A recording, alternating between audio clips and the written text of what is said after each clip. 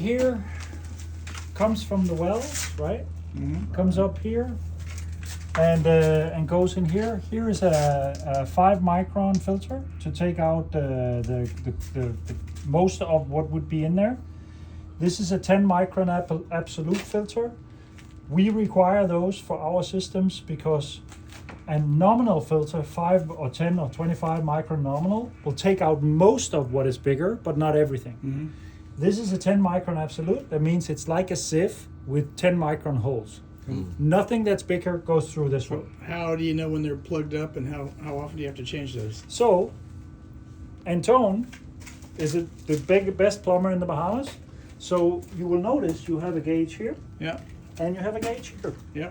And if the pressure difference between these two is more than 20 psi, you know it's time to replace this one. Okay. This one shouldn't be replaced too often because this one should do all the work. And you can't see the pressure until it's turned on and running, right? You can't see it until it turns on and running. Is it set at what, 60 psi over there? Okay. So if this one goes below 40, you change the filters. Got it. Okay. Right? And also, it's a good thing to keep an eye out on when you change them. Take a picture of it and send it to me, because then we can see if there's a coloring on the filters or whatever. What this is? Yep, exactly. There should be one for the small filter, but it's probably over there. Or you can do it with a pipe wrench, right? But take the picture so you can see the coloring, and that tells you if there's something going organic, wrong or, whatever, okay. iron bacteria, Yeah. red, black, green, it's kind of in that spectrum, right? This here is the line to the RO system. This here is a crossover directly back down to the brine discharge. Okay. And When would you use that? so we use that to clear out the well, and if you want to, if you need to pump the well, or in some cases, whatever, your pump breaks down, there's only a pump available that's too big, so it gives too much pressure, then you can relieve some of the pressure here and still get it within the working specs of the RO system. It's a little extra. There's a lot of people who wouldn't do this. We do this because it's a nice to have.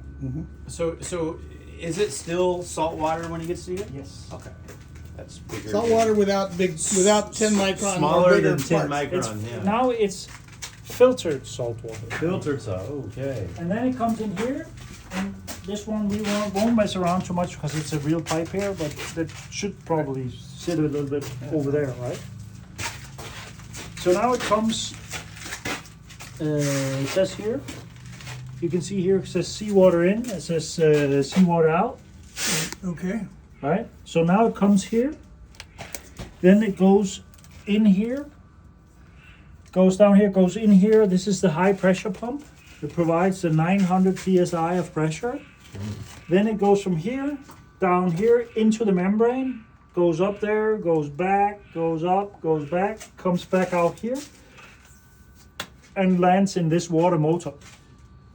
In any other system of this size, you would just have a valve that you would tighten until you reach 900 psi that is required, or 50-ish bar. The genius of this system is that you have a high pressure pump and you have a water motor. So 900 psi comes in here, and no pressure is on when it leaves it. And all that energy in here is transformed to a rotation that sits on the same shaft as the motor. So it helps the electric motor rotate the high pressure pump. And by doing that, you recover 60% of the energy. Oh, wow. That's really cool. So this is a 1.5 horsepower motor, I believe. And in a similar water makers, it would be a 6 horsepower. Cool. So it's Super efficient. It's super efficient. Yeah, that's awesome. Here you have a freshwater flush line, because our controller flushes the membranes for every 4 hours of operation on every startup and every shutdown, and every 4 hours of operation and every 24 hours of standby. It ramps up, flushes, and then shuts back down. So we keep this pressurized. As you can see, there's always pressure on this. It's tied into the house system. So that should be, what, 70? 80. It's almost 80. Okay. And so there's pressure on this line. There's a solenoid valve here that opens up when the system uses the water. A few more. So is that like back flushing it basically? No, it's forward flushing it actually. Oh, okay. So you can see the seawater and the fresh water. If you look here, Yeah, they they're going both the go same into direction. the same Oh, manifold. okay. Gotcha. Right? And that's why we have a valve that opens this when we need it. Oh, okay.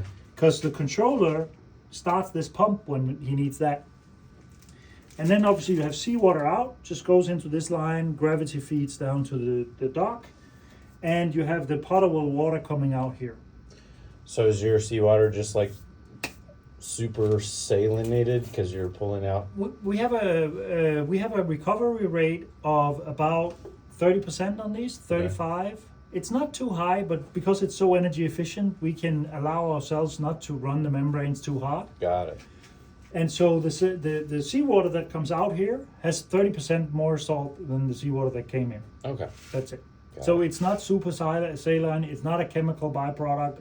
It's just a bit little more salty. salty. Okay. Got And it. actually, what happens to all the fresh water goes through us, goes through irrigation, goes back down the sewer system, and goes back into the same ground, right? So we basically just borrow the fresh water for a while, and then we put it back in the ground. Oh, gotcha. So if I don't know, we can do one small more thing. So the system monitors the operation always and shuts down for a number of reasons. And the sensors on this are few but important. So you have a high pressure sensor here that monitors the pressure on the membranes. If they clog up and the pressure gets too high, the system stops and will tell you, hey, I stopped because the pressure is too high. If it's too low, because this pump here is not lubricated by anything else than the seawater, so it needs pressure to be properly lubricated. So if it goes below 20 bars, this also sends a signal and the controller stops the unit. Back over here, you have the most important sensor of them all. This is the low pressure sensor. This is the one that monitors the feed pressure. If that's less than half a bar, it shuts down the system, because if there's no water on the pump, it'll go bad really quick. Because there's sliders that sit on a film of water, and if there's no water, it's Teflon on Teflon, and it's not gonna last long. Gotcha. And then you have two sensors here. One is the salinity probe that measures the salinity of the water, the permeate that comes out here. And then you have a flow sensor right here that measures the flow of fresh water. Oh. And so, So if it's too saline, it shuts it down because you don't want it. yes, if it's above, so the WHO or recommendation for drinking water is below 500. So we've set the limit, and the other one is 1,000. So we have set it at 600, I believe, 600 TDS. It'll shut down because of water quality. It'll give you a yellow light at 550, and then it'll shut down if it's above 600. But normally you'll have around between 250 and 350 TDS, which is perfectly good drinking water. Yeah, so that's about this one. Right now, what you can see over here is obviously the controller. There's two things to the controller, and right now it's in standby. There's basically one thing. Before you start the system, if it's off or whatever, always check if this one is in auto. Then the program can tell the pump when to run. And you open here and you look that these two are in ready mode and in auto. They should look green like this. And then you can look here. You can see now it's in standby. So when you press this, you can see you scroll through different menu points. You can see the blue light going across the value chain here from the feed pressure to the main membrane pressure to the salinity and so on. So you look here, right now we have nothing. We have a full tank, that's why the system is in standby. And we're not producing anything, and the system has run 43 hours so far. Tank, is that our cistern is full or what's full? That is the tank full comes from the float switch that we put in the tank. So that float is like this, and that's in this tank here. That cistern there. So if that system goes down, so the float switch goes down, Right.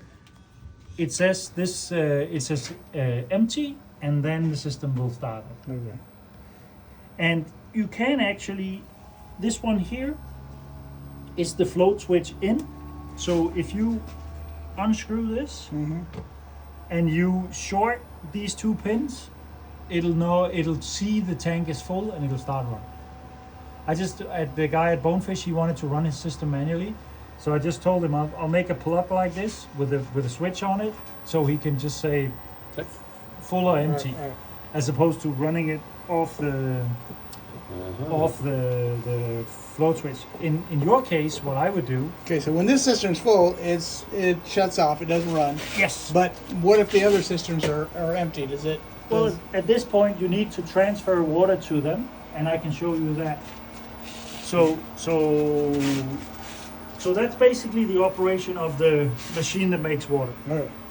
So if you go over here,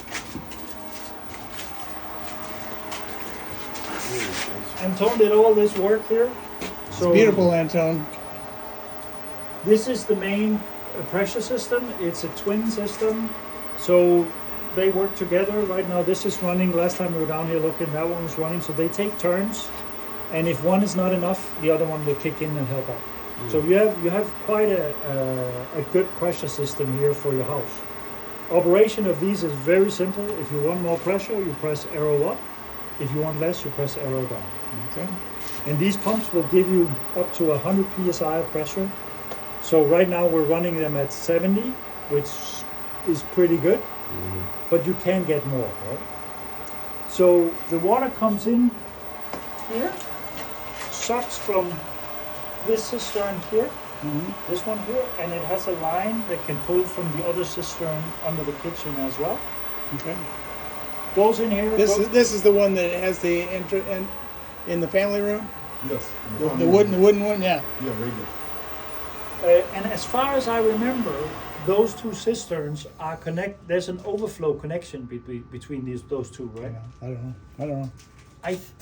I seem to remember when we were head first into them looking, it seemed to us that there was an overflow because there was a pipe from one into the next. Okay. So that's why we've put the permeate, this one here, we put that into this tank. Okay. And so from here you have different options, right? So the water comes out, pressurized here, runs over here. You can see the pressure gauge here. Here we put a carbon filter in there in case there is any odor. I think there's none, right? I don't even know, I haven't smelled the raw water product, right, or the product that comes out of the machine. If there is a little odor to it, I don't think there is here because of the nature of the wells. If it comes back, all that needs to be done is this one is to be replaced with another carbon filter. Okay. Also takes out sediment and stuff. Again, we're looking for pressure drop across these two gauges to know if that one needs to be 20 psi. Shouldn't be anything because the Okay. water here is coming from the tank and going out. So we have a UV controller, or a UV unit. This is a fan, but this is the UV disinfection unit. So any water that comes out from here is disinfected. You have the controller here. This one is the control light for the fan. This is the control light for the UV bulb. Typically, you should probably replace it within a year. I can get you a replacement, or I can tell you where you can get it yourself. And this one is the check light for the UV intensity sensor that sits here. Okay. So you have one check, lamp works. You have another check, IC light. Okay. So if the light quits working, this will turn red here. So or if this something. one is green and this one is red, you have a glass sleeve in here that needs cleaning. Okay. Because then there's deposits on the glass sleeve Okay. All right. that makes the UV sensor not see the light. Mhm.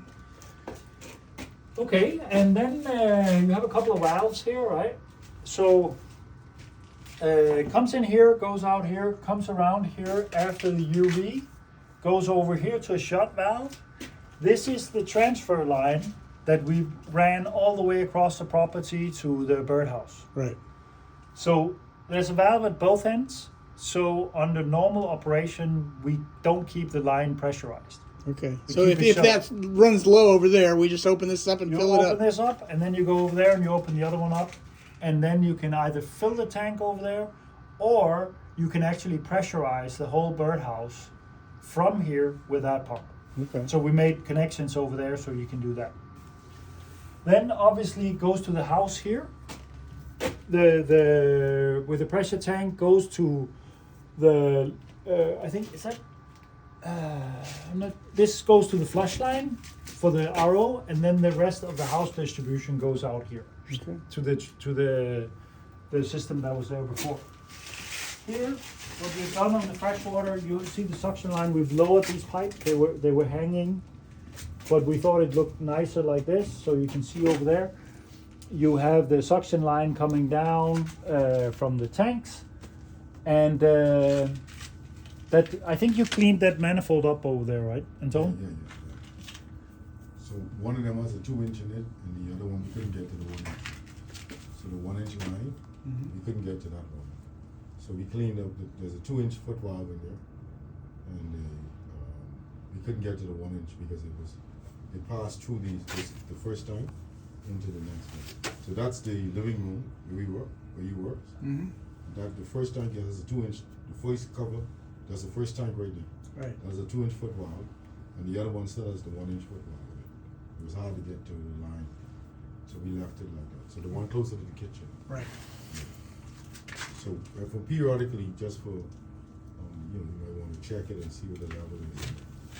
So and then if not, then we have to figure a way to. I mean, ideally the rainwater goes in there anyway. Yeah, rainwater goes in all of them. Yeah. If in fact it would be nice if you keep an eye out of if there's a big difference in the level between those two tanks, because then we can always knock a hole between the two tanks if we want to, Right.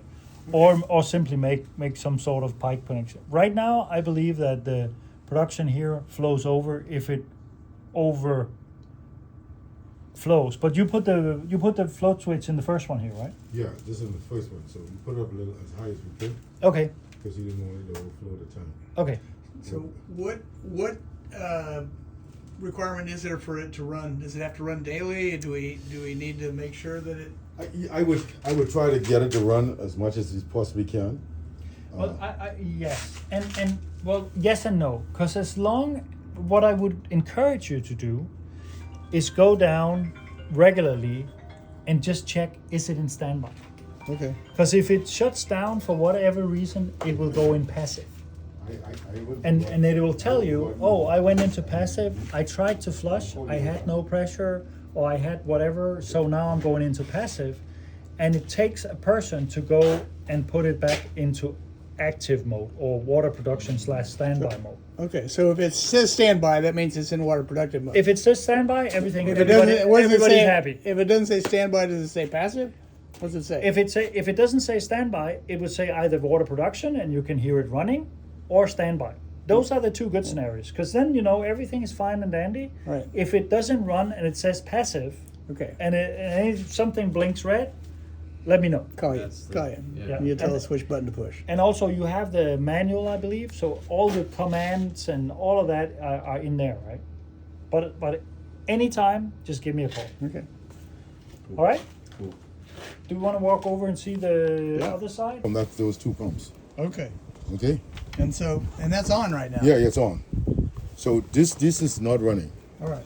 This is So, off. so right now we're supplying this house from that tank Yes. and that pump. Yes. But you have the redundancy option to run this pump from this tank Okay. for this house.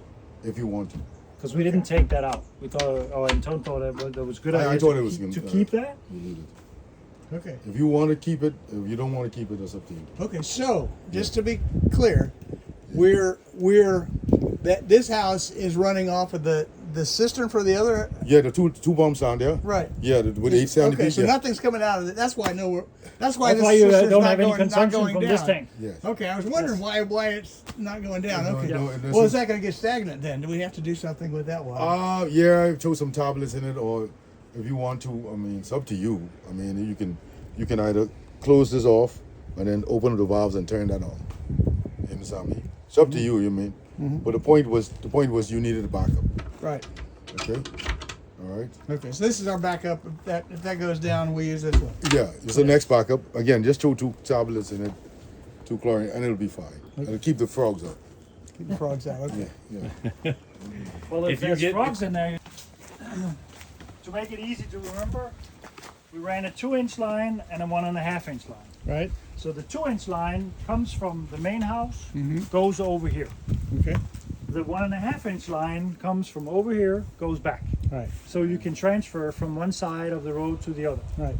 And we made these tees so in case you wanted to be able to fill these tanks for whatever reason, if you want to save water or whatever, you can tap into these and fill with these. All right. We didn't finalize this, but we just provided for it Okay. because we thought it makes sense. But these are both of these lines are pressure lines, so Right. that you can put water in one. I think, I don't know, maybe if you wanted to take water from these tanks and run it to either of the houses, you could put a little pressure pump here and tie up to any of these lines. Okay. This will be our koi pond. Quick punch one. There we go. That's perfect. How many gallons are in there? A lot. Each one's 2,500. I was gonna say it looks like the size of one of mine. One of them looks like the size of mine. Be in here and keep the one in the main house, but we had to make structural changes in here to fit the one from the main house, so we decided to take the one from the main house, Okay. move it over here, and then put the new one in over there. The little small underground, under the sink arrow. Right. You took the one that was Right. Right. And put it over here. I saw that. Yeah. The knot from over there, you saw the 2-inch line over there, that's the Right, one that right. comes in here. Yep. So here you have 2 options. Both valves are closed right now. You have this one here that will fill the tank in here, and you have this one here that will tie into the pressure system of this building. Okay. So if you open this one, you can pressurize the whole house here from over there. Okay. That's why we wanted to Right run- now, this tank is using this pump. Yes. All right. And so what we put in here is this Scala pump. It's a variable speed pump. You'll see the user interface is very much the same. Pressure up, press arrow up, pressure down, press arrow down. Very simple, sucks from right underneath. And here we put in a little subsystem filter, sediment filter, and a UV. Okay. So the water for this house comes from the pump, goes through this, you can see the pressure here, and goes to the house. So there's a secondary UV here because it comes from a secondary tank. So when we use the filter on the sink, it's already going through a sediment filter, a UV light, and now it's going through an RO filter. Yes. Okay. So if you can, and it's you can- also gone through an RO filter. and if you transfer water from over there to over here into the tank, it's been UV, it's been RO'd over there, UV'd over there, Right. UV'd here, RO'd here, and I believe there's a UV on the sink as well. Yeah. So that water is fine to drink. Okay. And the ice cubes will be clear as clear. Yeah. So and actually the other one, as you can see, there's a line here hooked up to the distribution with a check valve. If you open this one, that's where you transfer back over to the other side. Right. So you can transfer water from here to over there, And we would only need to do that if that isn't working over there for some reason. or empty. Yeah. And you can actually also, it won't be a lot of pressure, but you can actually use this pressure pump here to pressurize the system over there, right? Yes. Yeah. And then you could also use the pump underneath the pump that you still have. Right. You can leave the valve open and keep your valve open and then repressurize over there. So you have a few Yeah, options. double. Yeah, the green pump. Yeah. Is there a timer on the RO over there? Does it work whenever it calls for it, or does it only work? But only when it calls for it, when the float is down. Right, but what I was getting at is that if we wanted to produce water while the sun's shining because we got solar, can we set a timer to do that? Short answer is yes. I would need to come back because I would need to program a silent period in the RO. Right.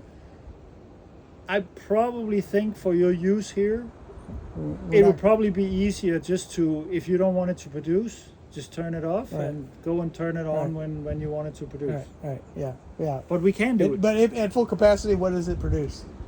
3,000 gallons a day. Okay. So it's like 100 and some gallons an hour, right? Great. Powerful shower. But you have batteries here, right? We have batteries, yeah. And remember, with the RO itself uses 8.3 kilowatt hours per 1,000 gallons. Mm-hmm. So that'll use 24 kilowatt hours, 24 hours. What you have to add to that is the feed pump, which is I think 1 kilowatt maybe. Mhm. So the maximum you will use is 50 kilowatt hours in a day in 24 hours of operation. Okay. And remembering a little bit about your battery bank, Yeah, we got 120 kilowatt hours. in that's the what I battery mean. bank. So Okay, that'll work. Shouldn't be a problem. one thing that I was thinking about, this pipe here, do you know what that's for or what it's been used for? No, it looks like it's going nowhere. Oh, Well, it does. oh, it Because goes what into I that. think it is, I think it's actually a connection pipe between these tanks and this cistern. Right. Yeah. Because this pipe just goes from here, goes in here, and goes down to the bottom. So by the law of connected vessels by Archimedes, actually the level in here should be the same as the level in there. Mm-hmm. Yep. Okay. If We're the good. if the pipe is full, then it should work. And that's a 2,500 gallon. Yeah, each black one's 2,500. But I think, yep. So there's two. And there's one on either side. Oh goodness.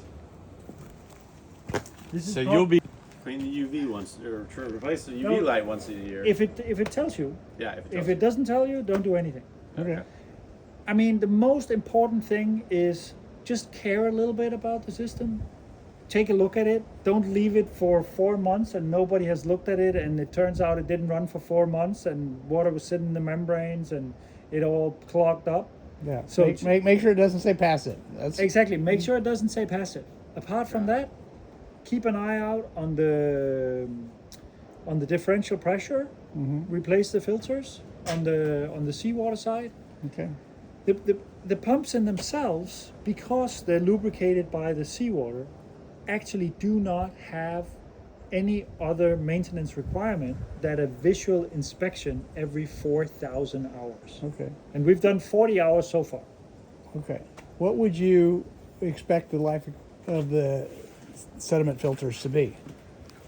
That is a very good question, because it depends on how much sediment you have in your wells. And we don't know that at this so we'll point. just watch it and see. What- There's a rule of law says, regardless if you use them or not, every 6 months just change them because they'll break down. Okay, so you're gonna send us some? You have You some. have some right over We got some in there. You got some in here, Yeah. and actually, Where are they? we'll show you on the way Oh, back. all right. Actually, if you, I mean, I'm not trying to sell you here, but I think it would be great if you want one of us to come over here every 6 months. You and should just come every have- 6 months and bring your wives Have a well, there you go. and your swimsuits. Have a look, change the filters, Okay. check everything,